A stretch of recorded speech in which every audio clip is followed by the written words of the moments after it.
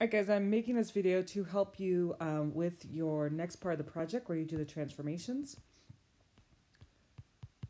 If this will work. Okay.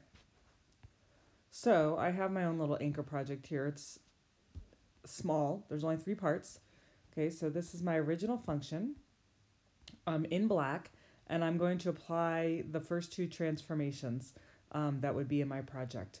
So the most important things that you need to know about doing these successfully is that remember that if you have a transformation that's affecting the graph vertically, that it is affecting the y values and that it applies to the whole function, right? So I have my original function and I need to apply my transformation to the whole function. Probably the best way to be successful with this is to use parentheses around my whole function. If it's applying to the graph horizontally, then you need to apply the transformation directly to the x. So whatever the transformation is, it affects the x directly, and then other parts of the function then affect the x. Okay, so let's see what that looks like. So I have my black function as my original, my green function is the transformation, but I haven't applied the transformations yet. So the first thing when I look at this is I see there's a negative outside of the f of x.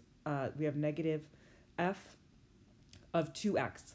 Okay, so that negative outside is going to affect the graph vertically. That means that I need to apply a negative to this whole function here. Okay, so I could either put a negative here and then here, or I can put parentheses, because remember parentheses is determines order of how things are applied to your function. So we'll go to the end. My function is going to be a little tedious because it's hard to do this on an iPad and record. But hopefully I'll get through it. All right, there, and now I'm going to put a negative out front, and there we go. We can see that my little piece there reflected vertically. Okay, for this one, right, you can choose, you don't really need parentheses because your whole function is x squared, and you need to have it needs to be x squared, and then you apply the negative, right? That would be different than putting parentheses around the x and putting negative x and then squaring it with the negative inside the parentheses. So you could do it with or without parentheses. You're going to end up with the same result, but if you just want to be consistent and put parentheses around your whole function so that way you know you won't mess it up, then do that. Okay, to give you an example again, I could put parentheses, right? This one's pretty much like this one. But I could put parentheses around this whole thing, or I just need to remember to apply it to the whole thing. So for instance, I could put a negative out here, and you see how it's not where I want it to be? That's because it needs to also be applied here. Okay, so you can choose how to do it, but if you're not getting the results you want, I would use parentheses to see if that helps. All right, so I have my vertical reflection. Now I want to deal with this 2 here, and remember when it's on the inside, it's affecting the function horizontally, and it is a compression, a horizontal compression by a factor of 1/2. Okay, and it's going to affect the x directly. Okay, so again, I would apply it directly to the x, and I would use parentheses if you're not getting what you're expecting. Use parentheses.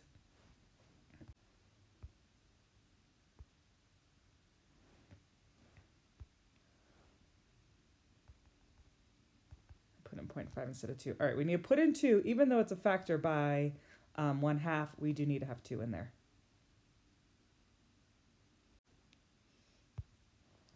Okay, there we go. Just double check my work here. All right, I applied the horizontal compression directly to the x by putting in a 2. Remember, it's the opposite, so I'm compressing it by 1/2. All right, coming down here, if I put a 2 right there, then it is stretching it vertically. That's not what I want. Okay, there is a difference. It can look a little bit the same, but there's a difference between stretching it vertically and compressing it horizontally. So I'm going to put my parentheses right around my x. There we go. Hopefully you saw how the graph changed there. So now it's saying 2 times x, then times a negative, then squaring it. Okay? Parentheses are used to force operations in a certain way. All right. So let's come down here, do the last compression. And there we go. All right, now you can see that I have a problem because it's not matching up the way I want it to, right? And I do want it to match up. So the issue here is that I changed the x values, right? The y values I changed in that everything that was positive became negative. If I had a negative, it would become positive, right? Since I'm showing my whole range, that's not a problem. The problem occurs with a piecewise function because remember, with the piecewise function, we have just a certain domain of the function that we're showing, right? For this, I'm only showing from -10 to -4, right? -10 to -4, okay? So when I go and change my x's, I have to change my domain as well. So I put a 2 in here. It shrunk it horizontally by a factor of 1/2. So in order to get my domain to work with this new function, I need to do the same to these numbers here, to these values. But remember, what actually happens to each x is they become smaller, right? So let me write this out for you, right? If I have x, y on my original function, then when I change it to, I'm just going to focus in on, well, I'll do the whole thing. When I change it to this, that means all my y's become negative and all my x's become half, right? Half x. So here on my domain, I need to go ahead and divide 10 by 2 and 4 by 2.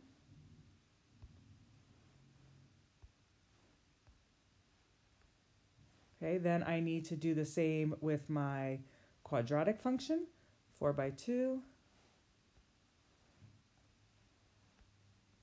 There we go. And right here. All right. Now, have I flipped it and compressed it horizontally? I have. And it looks like the function, right? By changing my domain, everything's hooking up the way I expect it to. All right, there's something else I want to show you.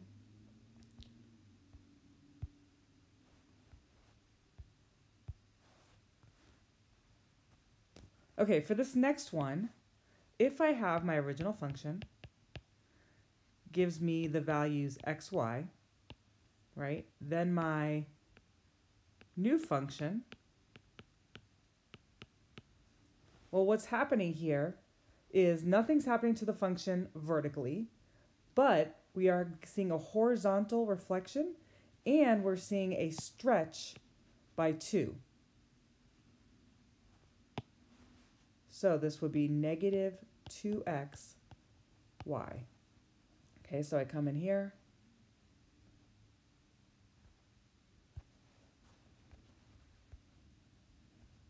Turn this one on. Turn this one off. We can see the function now overlaid in red. All right, so to apply the negative, it has to be on the inside directly to the x. So again, the way to keep track of this, and you can simplify your equations later if you like, is to just apply parentheses directly to the x. So that way you know you'll get what you want there.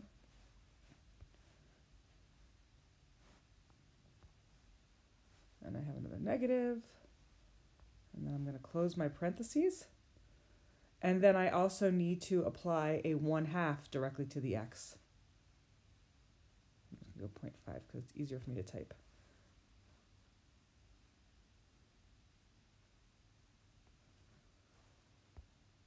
Okay, directly to the x.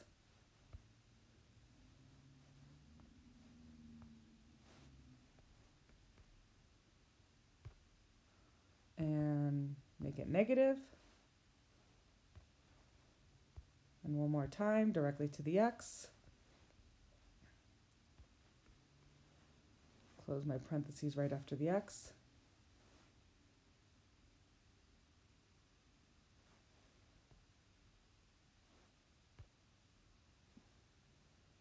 There we go.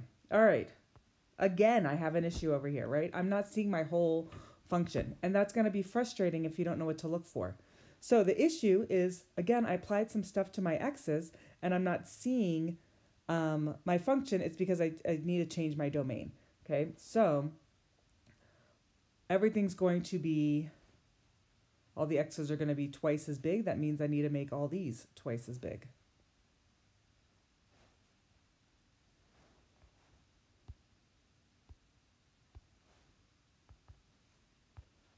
20. This will be, actually, yeah, this will be 8. Okay, but also my signs changed, right? So I have to make that positive and make that positive. But now if you look, this doesn't make sense, right? I can't have 8, a value that's less than 8 but greater than 20. So not only do I have to remove my negative signs or make my positives negative or my negatives positive, I now have to flip the inequalities, right? Just like when you're solving inequalities.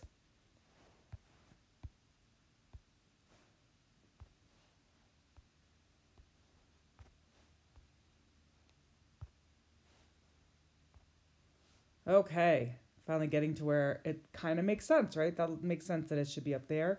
I am flipping it horizontally, so that's not going to look very different. But I applied a horizontal stretch by 2, right? The opposite of what I see here. 1/2 means I need to find the reciprocal, or horizontal stretch by 2. All right, so that one looks like it's probably on the right track there. Let's deal with the quadratic here. So I need to make both of these bigger, twice as big. There we go. Now, because this is symmetrical, right, has even symmetry, it's still from -8 to 8. So I could change these just to be more accurate, but it's going to show me the right function here, right, because it's just reflected right here. But to do this accurately, you would actually change the signs on each of these 8s and then have to change the inequalities as well. All right. This next one, I'm going to make this 8. Well, I'm going to take care of the negative as well. So 8. I'll do this first.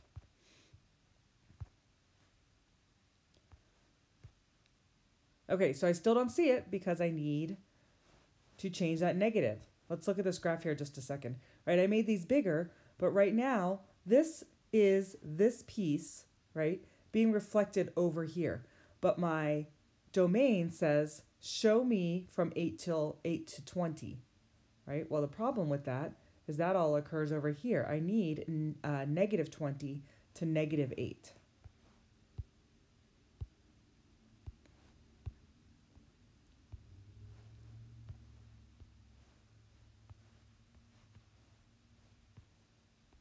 Flip my signs.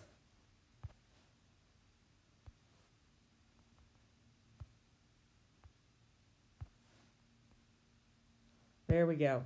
All right, I've got what I want. All right, so to sum it up, I know it's kind of long. I'm not feeling that well, so it's a little hard for me to think and put this all together. But to sum it up, make sure that when you apply something to the x values, if you change your graph horizontally, you need to change your domains. That's why you're not seeing it if you're not seeing it or if it's not looking right. And if you're applying something vertically, you don't need to change your domains, but make sure you put parentheses around the whole thing, your whole original function, and then apply that transformation, okay? If when it's a horizontal, just put the parentheses right around the x and apply that transformation. All right, I hope that helps.